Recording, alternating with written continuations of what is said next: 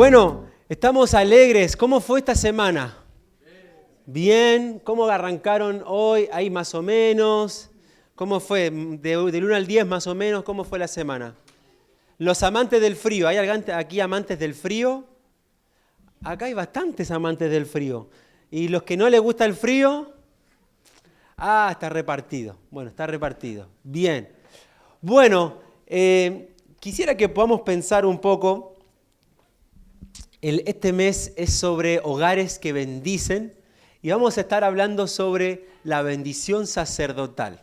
La bendición sacerdotal es la que nosotros encontramos en Números 6, 23 al 26. Y Dios le dice le dice a Aarón, diles a Aarón, a Moisés, que le diga a Aarón y a sus hijos, que impartan la bendición a los israelitas con estas palabras.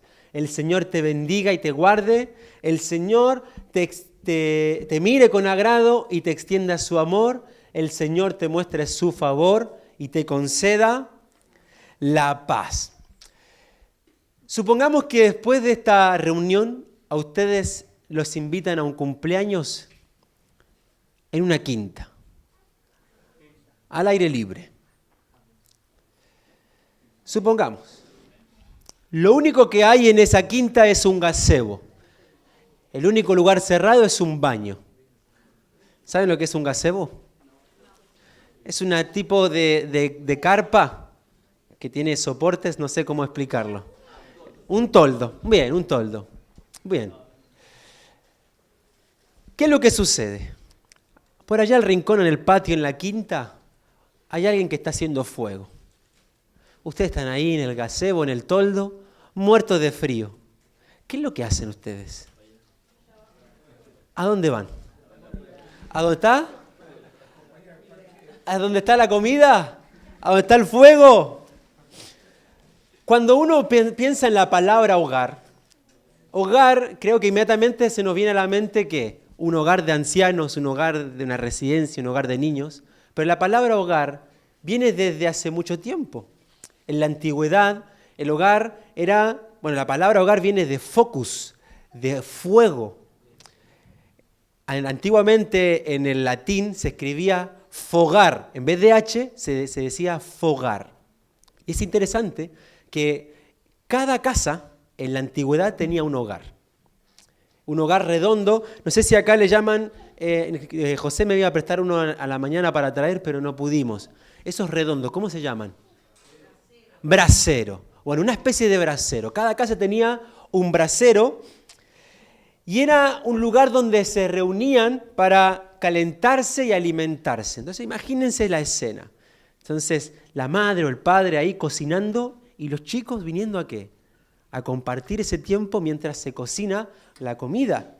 Este era un punto central de la casa, donde las familias realizaban su vida, hacían su vida alrededor del hogar. En la antigüedad brindaba un espacio donde la familia podía sociabilizar. El hogar era ese espacio donde la familia se encontraba, era un punto de encuentro. Entonces, también no solamente un punto de encuentro, también un punto de aprendizaje, porque era el momento donde el abuelo levantaba la voz y comenzaba a contar alguna anécdota, alguna experiencia, algún consejo, y los nietos, los hijos escuchaban al abuelo. Era un momento donde se desarrollaba el ambiente familiar. El hogar convocaba a la pertenencia, a la calidez. El hogar convocaba a sentarse alrededor del fuego y a escuchar, a aprender. Es interesante que nosotros hablamos de hogar y no nos viene inmediatamente a la mente este concepto, esta idea. Entonces algo que pensaba era, ¿puedo tener un hogar sin ser un hogar? Yo puedo tener una casa, puedo alquilar una linda casa, pero no logro ser un hogar en esa casa. Yo puedo ser o construir una familia modelo, una familia bien constituida, una familia de ejemplo, pero en la intimidad familiar no ser un hogar. Por eso, en esta mañana, el título tiene que ver con una petición. Y la petición es: Dios, bendice mi hogar. Dios, bendice mi casa, mi familia. Y esta petición más de alguna vez la hicimos nosotros. Más de alguna vez nosotros se la dijimos a alguien: Dios bendiga tu hogar.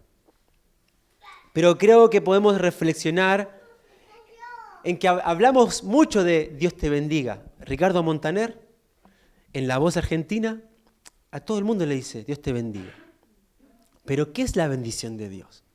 ¿Qué es o qué sería ser un hogar bendecido? La idea común de lo que significa ser bendecido por Dios es que recibimos cosas buenas de Él. Quizás también hemos interpretado la bendición de Dios con tener ciertas señales, ciertas comodidades. Por ejemplo, alguien tiene una casa o alguien tiene un buen auto, es un hombre bendecido. Alguien tiene una familia, tiene hijos, es un hombre bendecido. Alguien dice: tengo un trabajo, tengo plata, tengo fama, tengo riqueza, tengo terrenos, tengo posesiones, tengo inversión en la bolsa. Y uno dice: wow, es una mujer, Bitcoin, es una mujer, es un hombre bendecido. Puedo terminar una carrera profesional, tener un título profesional, ejercer una profesión, y uno puede mirar desde afuera. Es una señal de que esa mujer o que ese hombre es bendecido por Dios. Quizás también podemos interpretar que dice: este matrimonio tiene hijos obedientes. Este matrimonio es un matrimonio sólido. Anda con él.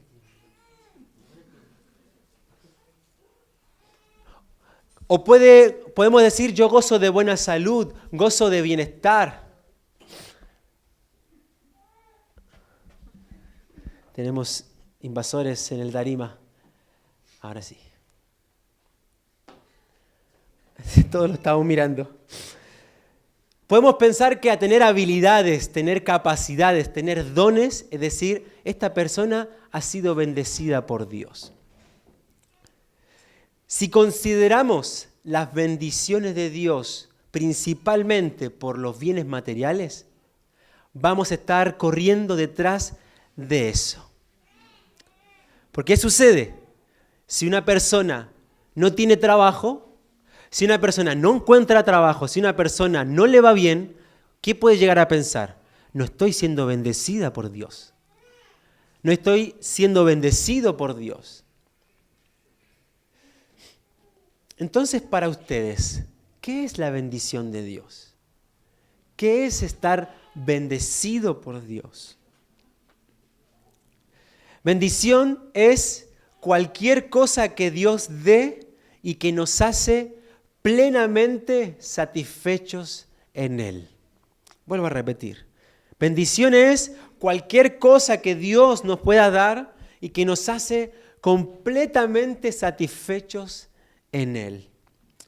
Tener una gran familia, todo lo que acababa de mencionar, son regalos increíbles que podemos recibir de Dios, pero no significa que sean las mejores bendiciones que podemos recibir de Él.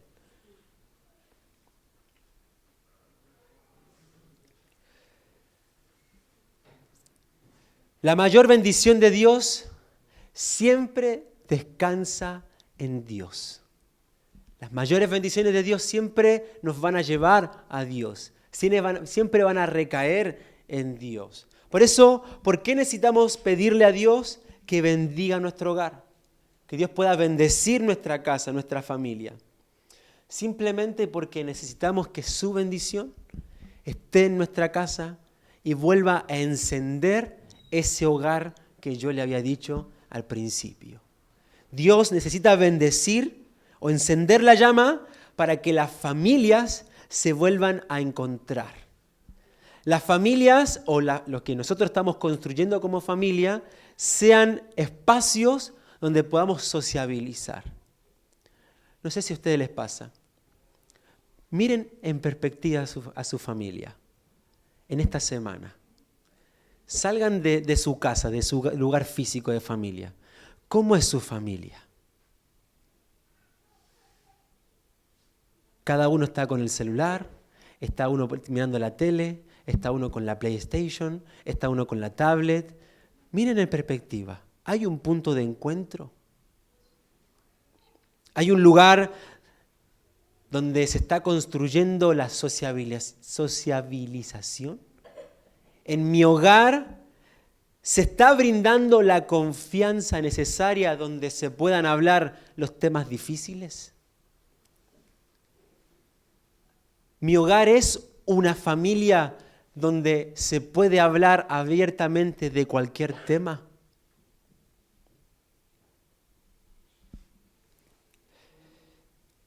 Necesitamos la bendición de Dios para volver a brindar un espacio de pertenencia. Cuando uno se va de su casa y que está trabajando, piensa en su trabajo, ¿cuántas ganas tengo de estar en casa?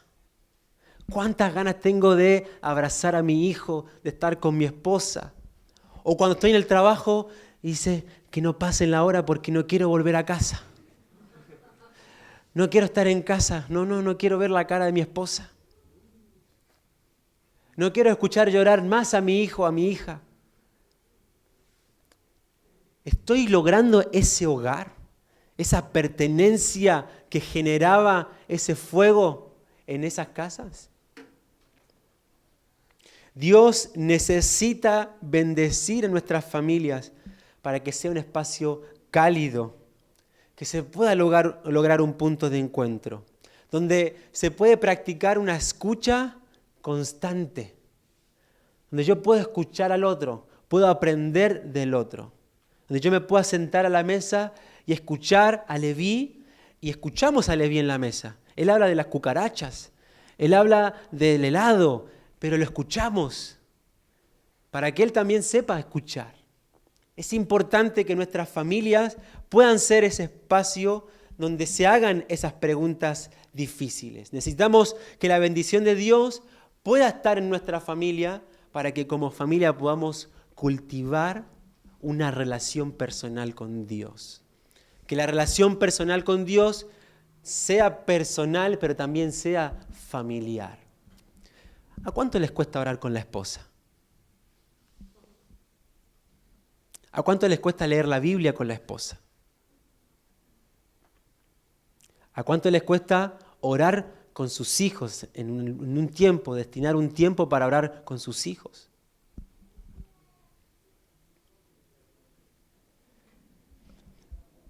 Imagínense la escena. El padre o la madre dice, vamos a ver una peli. Uno de los chicos está ya con el pochoclo en el sillón, el otro ya tiene el control en la mano eligiendo la peli. Ahora, la misma escena. El padre o la madre diciendo, chicos, vamos a leer la Biblia, vamos a orar. ¡Nah! Tengo sueño. Hay fiaca, hace frío. No, quiero estar en la cama. Me acordé que tengo que limpiar el baño. Me acordé que tengo que ir a lavar el auto. En el hogar es donde tenemos que construir familias, donde nuestra relación con Dios sea algo natural. Tenemos que recibir esa bendición. Necesitamos la bendición de Dios para que podamos formar familias que fomenten el hogar. Esta idea de hogar que les decía al principio. Ahora la pregunta es, ¿cómo lo hago? ¿Cómo puedo lograr? ¿Qué acción puedo tener para poder formar hogares? ¿Cuántos tienen descargada la aplicación YouVersion? Bueno, en YouVersion, ¿por qué no comenzamos a iniciar un plan de lectura en familia? Se puede mandar, ustedes lo pueden hacer en familia.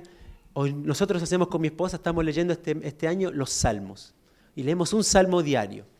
Entonces, comentamos en la aplicación misma, le pregunta, ¿qué te está diciendo Dios acerca del versículo?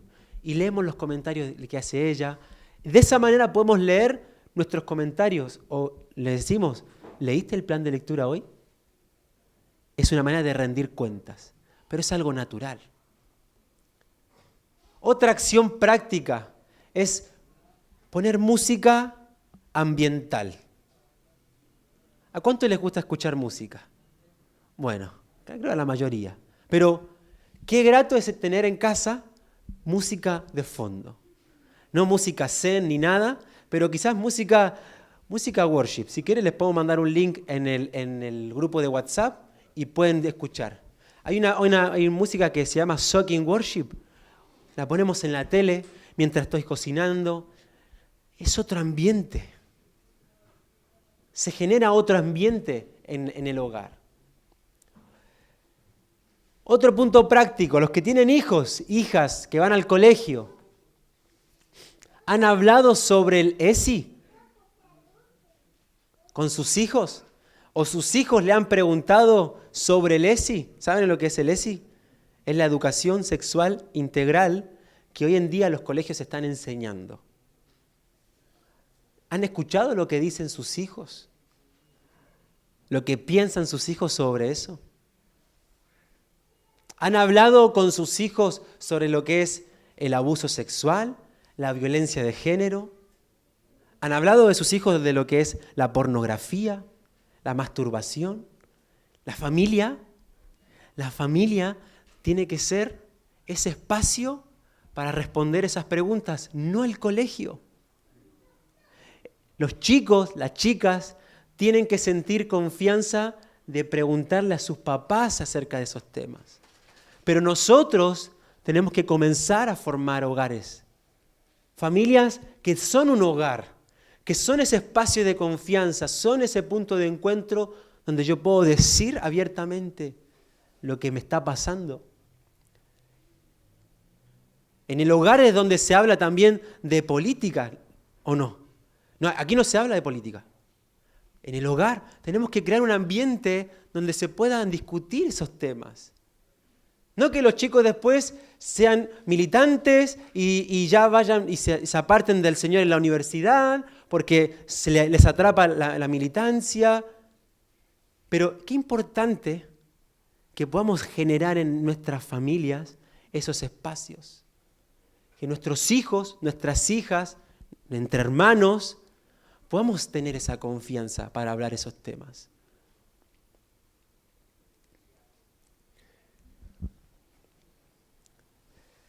Escuchar, preguntar. ¿Saben cuántos chicos de 12, 13, 14 años están desesperados por tener familias que tengan un papá y una mamá esperándolos después del colegio? ¿Saben cuánto? Hace un mes, 2 meses van a ser. Estoy trabajando en un colegio. Y he dedicado a hablar con cada uno de los estudiantes en media hora de mi clase. Esta semana, el viernes, hablé con una chica que tiene 13 años. ¿Quién tiene 13 años en este salón? Hadassah. 13 años. ¿Saben lo que me dice la chica? Le pregunto, solamente le pregunté esto, ¿cómo estás? Y más o menos. ¿Por qué más o menos? Tengo muchos problemas en casa. ¿Y con quién vivís? Con mi mamá. ¿Y tu papá? Para mí mi papá no existe. ¿Y por qué estás así triste? ¿Por qué faltaste el viernes pasado? Y tuve una crisis de pánico. ¿Qué significa tener crisis de pánico? Le pregunto. Se me aprieta el pecho, no puedo respirar, comienzo a tener angustia, a llorar. Y yo le pregunté, ¿y qué hiciste para poder aliviar eso que estaba sintiendo?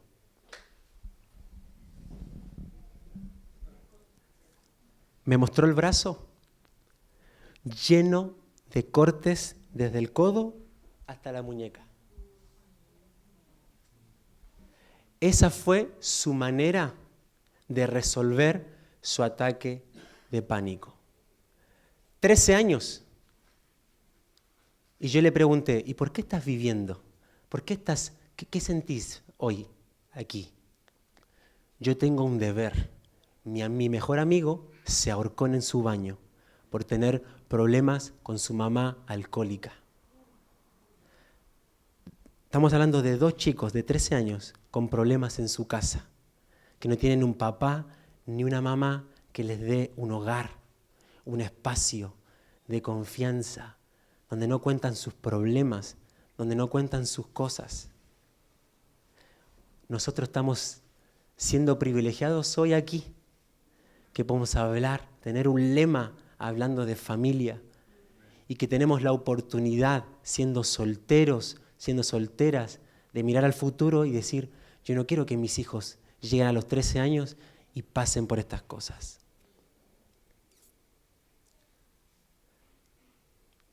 ¿Qué importancia, qué labor tenemos nosotros como cristianos de ser familia, pero formar hogar? De ser una familia numerosa, pero tener hogares. Hay una historia en la Biblia que nos muestra una familia aparentemente bendecida. Y es la historia de la familia de Job.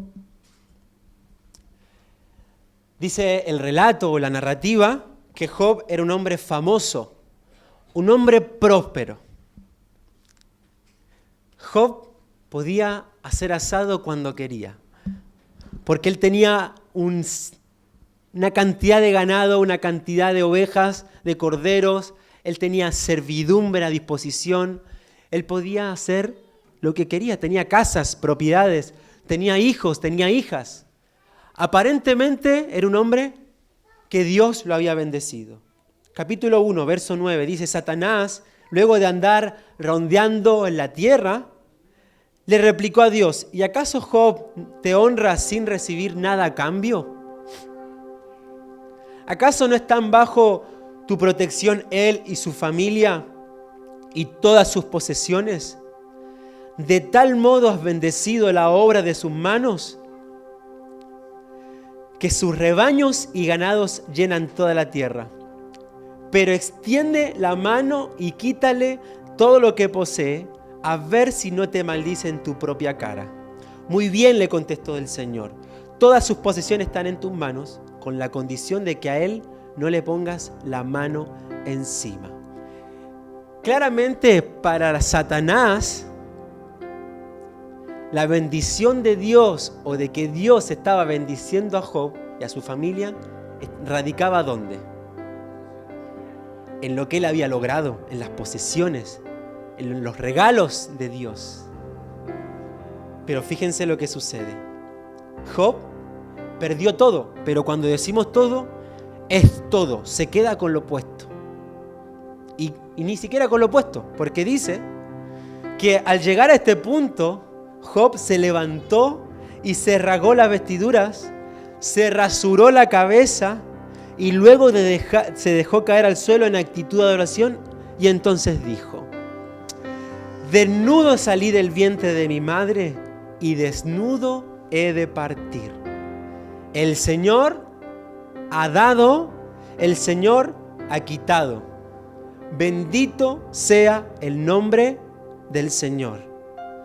A pesar de todo esto, Job no pecó ni le echó la culpa a Dios. ¿Qué nos enseña? Job entiende que la bendición se encuentra en cualquier cosa que Dios da y cualquier cosa que Dios pueda llegar a quitar, pero que eso que nos da nos hace plenamente satisfechos en Dios. Sea lo que Dios me ha dado, sea lo que Él me ha quitado, dice: bendito sea el nombre del Señor. No somos bendecidos por los regalos de Dios, somos bendecidos por tenerlo a Él.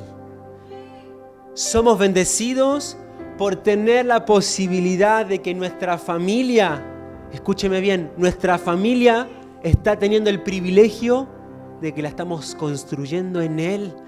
Y esa es nuestra mayor bendición. Tener esa posibilidad que algún día conocimos a Dios, que es la mejor bendición de todas. Y que hoy yo puedo construir mi familia, un hogar fundamentado en Él.